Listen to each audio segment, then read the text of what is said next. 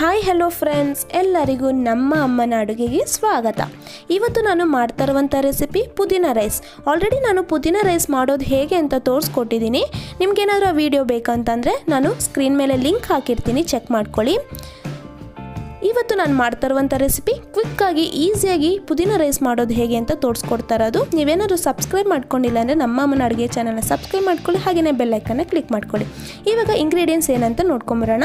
ತುಪ್ಪ 3 table spoon, ಎಣ್ಣೆ 3 table spoon, ಗೋಡಂಬಿ 12, ಪಲಾವ್ ಎಲೆ 2, ಮರಾಠಿ ಮೊಗ್ಗು 1, ಚಕ್ಕೆ 1 ಇಂಚು, ಏಲಕ್ಕಿ 1, ಲವಂಗ 4, ಹಸಿಮೆಣಸಿನಕಾಯಿ 5, ಶುಂಠಿ 2 ಇಂಚಷ್ಟು 1 ಪೀಸ್ ತೊಗೊಂಡಿದ್ದೀನಿ, ಬೆಳ್ಳುಳ್ಳಿ 15, ಈರುಳ್ಳಿನ ಉದ್ದುದ್ದು ಕಟ್ ಮಾಡಿ ಇಟ್ಕೊಂಡಿದ್ದೀನಿ 1, ತೆಂಗಿನಕಾಯಿ ತುರಿ ಅರ್ಧ ಕಪ್, ಪುದೀನ 1 ಕಪ್, ಕೊತ್ತಂಬರಿ ಸೊಪ್ಪು ಅರ್ಧ ಕಪ್ ಅಷ್ಟು ತೊಗೊಂಡಿದ್ದೀನಿ.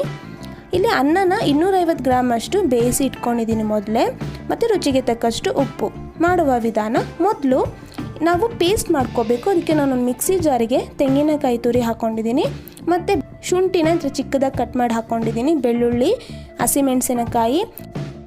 ಇವಾಗ ಪುದೀನನ ಹಾಕ್ಕೊತಾ ಇದ್ದೀನಿ. ಪುದೀನ ಬಂದು ಆರೋಗ್ಯಕ್ಕೆ ತುಂಬಾ ಒಳ್ಳೆಯದು ಫ್ರೆಂಡ್ಸ್. ನಾವು ಈ ಥರ ಪುದೀನ ರೈಸ್ ಮಾಡ್ಕೊಂಡು ತಿನ್ನೋದ್ರಿಂದ ಟೇಸ್ಟಿಯಾಗೂ ಕೂಡ ಚೆನ್ನಾಗಿರುತ್ತೆ. ಇವಾಗ ನಾನು ಕೊತ್ತಂಬರಿ ಸೊಪ್ಪು ಹಾಕ್ಕೊತಾ ಇದ್ದೀನಿ. ನೋಡಿ, ಇವಾಗ ಕೊತ್ತಂಬರಿ ಸೊಪ್ಪೆಲ್ಲ ಹಾಕಿದಾದ್ಮೇಲೆ ಇವಾಗ ನಾನು ಇದನ್ನು ಪೇಸ್ಟ್ ಮಾಡ್ಕೊಂಡು ಬರ್ತೀನಿ. ನೋಡಿ ಫ್ರೆಂಡ್ಸ್, ಇವಾಗ ಪೇಸ್ಟ್ ಎಲ್ಲ ಮಾಡ್ಕೊಂಡು ತಂದಿದ್ದೀನಿ. ಸ್ವಲ್ಪ ನೀರು ಹಾಕ್ಕೊಂಡು ಈ ಥರ ನಾವು ಪೇಸ್ಟ್ ಮಾಡ್ಕೋಬೇಕು. ಈ ಥರ ಕನ್ಸಿಸ್ಟೆನ್ಸಿ ಇರಬೇಕು. ಇವಾಗ ಇದೆ ಪೇಸ್ಟ್ ಎಲ್ಲ ರೆಡಿಯಾಗಿದೆ. ಇವಾಗ ಮಾಡೋದು ಹೇಗೆ ಅಂತ ನೋಡೋಣ. ಮೊದಲು ಸ್ಟವ್ ಹಚ್ಚಿ ಒಂದು ಪಾತ್ರೆನ ಇಟ್ಕೊಂಡಿದ್ದೀನಿ.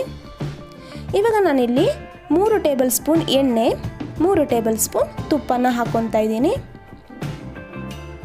ಇವಾಗ ಚೆನ್ನಾಗಿ ತುಪ್ಪ ಎಲ್ಲ ಕರಗಿದ ಮೇಲೆ ನಾನು ಇದಕ್ಕೆ ಗೋಡಂಬಿನ ಹಾಕ್ಕೊತಾ ಇದ್ದೀನಿ. ನಾವು ಮೊದಲು ಗೋಡಂಬಿನ ಎಲ್ಲ ಫ್ರೈ ಮಾಡಿಕೊಂಡು ಸಪ್ರೇಟಾಗಿ ಎತ್ತಿಟ್ಕೊಬೇಕು. ಅದಕ್ಕೆ ನಾನು ಗೋಡಂಬಿ ಹಾಕ್ಕೊಂಡು ಇದೇ ಥರನೇ ಫ್ರೈ ಮಾಡ್ಕೊತಾ ಇದ್ದೀನಿ. ಲೈಟಾಗಿ ಗೋಲ್ಡನ್ ಬ್ರೌನ್ ಬಂದರೆ ಸಾಕು ಫ್ರೆಂಡ್ಸ್. ಇವಾಗ ನೋಡಿ ಕಲರ್ ಎಲ್ಲ ಚೇಂಜ್ ಆಗಿದೆ. ಇವಾಗ ನಾನು ಇದನ್ನು ಸಪ್ರೇಟಾಗಿ ಎತ್ತಿಟ್ಕೊತಾ ಇದ್ದೀನಿ. ನೋಡಿ, ಇವಾಗ ಇದೆಲ್ಲ ಸಪ್ರೇಟಾಗಿ ಒಂದು ಪ್ಲೇಟಲ್ಲಿ ನಾನು ಎತ್ತಿಟ್ಕೊತಾ ಇದ್ದೀನಿ. ಇವಾಗ ಇದೆಲ್ಲ ಸಪ್ರೇಟಾಗಿ ಎತ್ತಿಟ್ಕೊಂಡಾದ್ಮೇಲೆ ಅದೇ ಎಣ್ಣೆ ತುಪ್ಪಗೆ ಇವಾಗ ನಾನಿಲ್ಲಿ ಚಕ್ಕೆ, ಲವಂಗ, ಏಲಕ್ಕಿ, ಪಲಾವ್ ಎಲೆ, ಮರಾಠಿ ಮೊಗ್ಗು ಎಲ್ಲ ಹಾಕ್ಕೊಂಡು ಲೈಟಾಗಿ ಫ್ರೈ ಮಾಡ್ಕೊತಾ ಇದ್ದೀನಿ. ಇವಾಗ ಇದೆಲ್ಲ ಫ್ರೈ ಆದಮೇಲೆ ಈರುಳ್ಳಿನ ಹಾಕ್ಕೊತಾ ಇದ್ದೀನಿ. ಉದ್ದುದ್ದಕ್ಕೆ ಕಟ್ ಮಾಡ್ಕೊಂಡಿರೋ ಈರುಳ್ಳಿ ಎಲ್ಲ ಚೆನ್ನಾಗಿ ಫ್ರೈ ಮಾಡ್ಕೊಬೇಕು. ಇವಾಗ ನಾನು ಈರುಳ್ಳಿಗೆ ಸ್ವಲ್ಪ ಉಪ್ಪನ್ನು ಹಾಕ್ಕೊತಾ ಇದ್ದೀನಿ. ನೋಡಿ, ಸ್ವಲ್ಪ ಉಪ್ಪು ಹಾಕ್ಕೊಂಡು ಇದೇ ಥರನೇ ಫ್ರೈ ಮಾಡ್ಕೋಬೇಕು.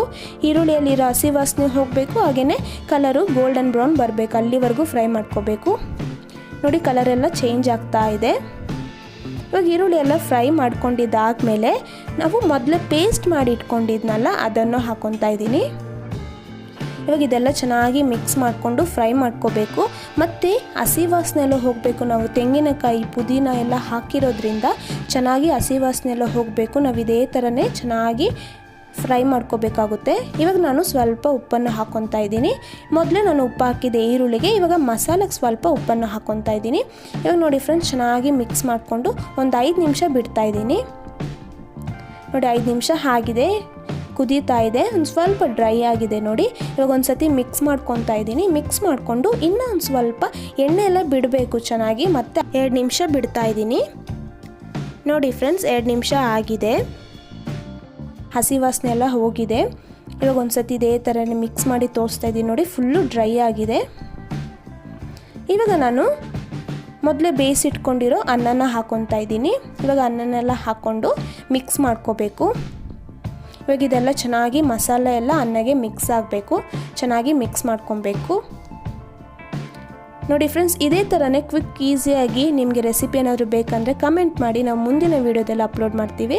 ನೋಡಿ, ಇವಾಗ ಇದೆಲ್ಲ ಚೆನ್ನಾಗಿ ಮಿಕ್ಸ್ ಆಗಿದೆ. ನೋಡಿ ಫ್ರೆಂಡ್ಸ್, ಎಷ್ಟು ಚೆನ್ನಾಗಿ ಕ್ವಿಕ್ಕಾಗಿ ಈಸಿಯಾಗಿ ನಾವು ಮನೇಲಿ ಪುದೀನ ರೈಸ್ ಮಾಡೋದು ಹೇಗೆ ಅಂತ ನೋಡಿದ್ರಲ್ಲ.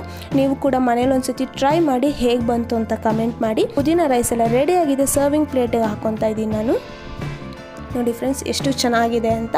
ನೀವು ಬ್ರೇಕ್ಫಾಸ್ಟು ಕೂಡ ಮಾಡ್ಕೋಬೋದು, ಈಸಿಯಾಗಿ ಮಾಡ್ಕೋಬೋದು, ಹಾಗೆಯೇ ಟೇಸ್ಟು ಕೂಡ ಚೆನ್ನಾಗಿರುತ್ತೆ.